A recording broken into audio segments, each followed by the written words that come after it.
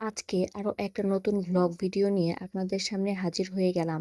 এই ভিডিওটা আসলে হাজবেন্ডের বার্থডে উপলক্ষে ভ্লগ ভিডিও। আগের ভিডিওতে আপনারা দেখেছেন তার জন্য সারপ্রাইজ গিফট কিনতে গিয়েছিলাম স্বপ্ন শোরুমে। কিন্তু কি গিফট কিনে এনেছি তার জন্য সেটা এখনো দেখাইনি আপনাদের। তাই আজকে আপনাদের সঙ্গে শেয়ার করব তার জন্য সারপ্রাইজ গিফট হিসেবে কি কিনে এনেছি আমি। তবে তার আগে আমার সকালটা শুরু করি ১ কাপ রং চা দিয়ে। রং চা ছাড়া তো সকালটা একদম জমেই না। রং চায়ের সঙ্গে ছিল বিস্কিট, কুকিজ আর তেলের পিঠা। আমার শাশুড়ির হাতে বানানো খুব মজার একটা পিঠা এটি।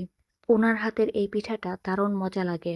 সত্যি বলতে গেলে এক কথায় অসাধারণ। চায়ের কাপ হাতে নিয়ে বারান্দায় এসে দাঁড়িয়ে প্রকৃতির ছন্দ উপভোগ করতে লাগলাম। সকালের এই আবহাওয়াটা যেন আমার খুবই ভালো লাগে। মন চায় প্রকৃতির কাছে ছুটে যাই বারবার। যাই হোক, সকালে নাস্তায় আমি চায়ের সঙ্গে বিস্কিট, কুকিজ আর তেলের পিঠা দিয়ে নাস্তা শেষ করলাম। এরপর আমি রেডি হলাম ভার্সিটিতে যাওয়ার উদ্দেশ্যে। ভার্সিটিতে ক্লাস করে ফিরে আসার সময় আমি ঢুকে পড়লাম স্বপ্ন বাজারে, মানে হচ্ছে স্বপ্ন সুপার শপে। সেখানে গিয়ে ঘুরে ঘুরে দেখতে লাগলাম কি নেওয়া যায় স্পেশাল মানুষটার জন্য বার্থডে গিফট হিসেবে। এরপর তার জন্য আমার পছন্দ মতো কিছু বার্থডে গিফট কিনে নিয়ে এলাম। খুব বেশি কিছু নয়, তবে অল্প কিছুই। অল্প কিছু দিয়ে যদি কারো মন ভালো করা যায় তাহলে ক্ষতি কি। এরপর আরো ঘুরে ঘুরে দেখতে লাগলাম কিছু সময় যাবত। আরো কিছু জিনিস নেওয়া যায় কিনা তা চিন্তা করতে লাগলাম। এবারে আরো কিছু জিনিসে চোখ আটকে গেল। প্রথমে ভাবছিলাম কিনবো কি কিনবো না, পরে আর কিছু চিন্তা না করে নিয়েই ফেললাম সেগুলো। কারণ এই স্পেশাল দিনগুলো তো সবসময় আসে না। কারো স্পেশাল দিনগুলো যদি সুন্দর করে সাজিয়ে দেওয়া যায় তাহলে ক্ষতি কি। বছরে এই স্পেশাল দিনগুলো একবারই আসে। তাই আমি চাই এই দিনটা যেন তার স্পেশাল হয়ে থাকে আর সবসময় মনে থাকে। যাই হোক, শপিং শেষ করে বাসার দিকে ফিরে আসলাম। ফিরে আসতে আসতে দুপুর হয়ে গেল। বাসায় এসে ফ্রেশ হলাম, এরপর দুপুরের খাবার খেলাম। এরপর আরো একটা কাজ নিয়ে বসে পড়লাম। এসে দেখি বাহির থেকে নারিকেল কিনে নিয়ে আসা হয়েছে। তাই দেরি না করে নারিকেল কুড়াতে বসে পড়লাম।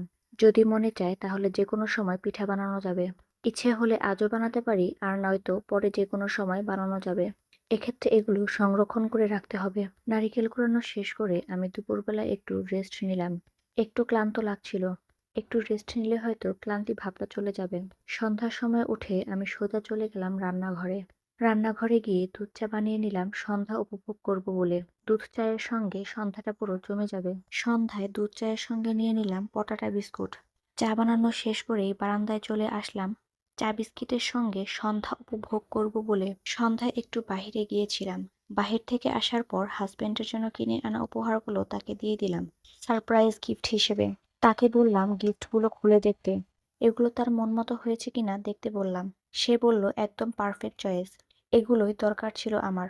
চকলেটগুলো কিনেছিলাম স্পেশাল দিনে তাকে মিষ্টিমুখ করানোর জন্য, তার দিনটাকে স্পেশাল করানোর জন্য। সে খুবই পছন্দ করেছে গিফটগুলো। তো এবার আপনাদের সামনে গিফটগুলো খুলে দেখাই। একে একে প্রত্যেকটা গিফট খুলে দেখাবো আপনাদের। তার জন্য নিয়েছিলাম আমি একটা বডি স্প্রে, কিছু চকলেট আর 2টা আইসক্রিম, চকবার আইসক্রিম। সে আসলেই খুবই খুশি হয়েছিল। এই স্পেশাল দিনে তাকে চকলেট দিয়ে মিষ্টিমুখ করিয়ে দিলাম।